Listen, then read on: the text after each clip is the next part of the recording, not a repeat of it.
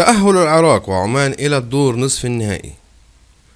تأهل منتخبنا العراق وعمان إلى الدور نصف النهائي لكأس الخليج 25، وسحق العراق نظيره اليمني بخماسية نظيفة سجلها مصطفى ناظم في الدقيقة 40 وأمجد عطوان في الدقيقة 64، قبل أن يضيف أيمن حسين هدفين متتاليين في الدقيقتين 74 و 75.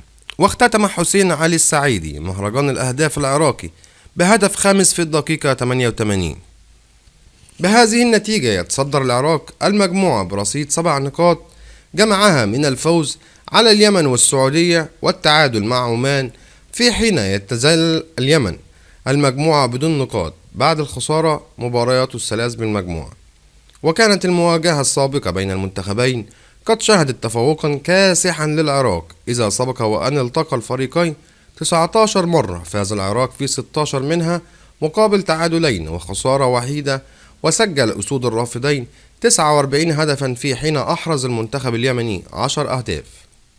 وفي إطار مباريات نفس المجموعة فاز المنتخب العماني على نظيره السعودي بهدفين مقابل هدف وحيد ليتأهل إلى دور نصف النهائي رفقة المنتخب العراقي.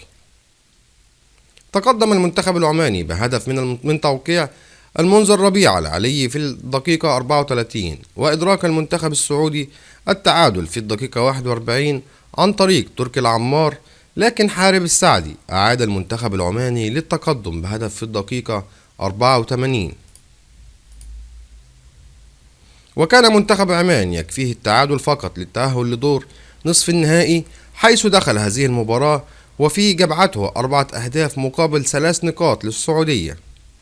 وتنقسم المنتخبات المشاركة في البطولة إلى مجموعتين تضم الأول العراق واليمن والسعودية وعمان، في حين تضم المجموعة الثانية البحرين والكويت وقطر والإمارات.